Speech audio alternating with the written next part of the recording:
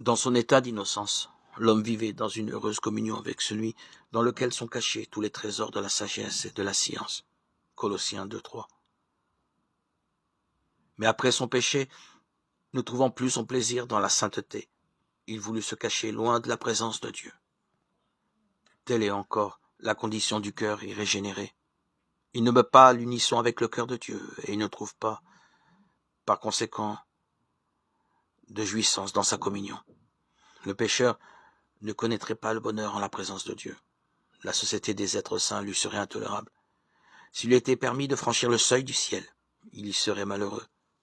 L'esprit de complet désintéressement qui règne en ce lieu où tous les êtres sont en harmonie avec l'amour infini ne ferait vibrer dans son cœur aucune corde sensible. Ses pensées, ses intérêts, ses mobiles seraient en opposition avec ceux de tous ses habitants. Il serait une note discordante dans la mélodie du ciel. Le ciel serait pour lui un lieu de torture. Sa seule pensée serait de s'éloigner de la face de celui qui en est la lumière et la joie. Ce n'est pas un décret arbitraire de la part de Dieu qui interdit l'accès du ciel aux méchants.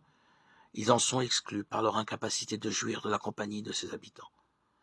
La gloire de Dieu serait pour eux un feu dévorant. Ils accueilleraient avec joie la destruction pour échapper à la présence de celui qui est mort pour les racheter.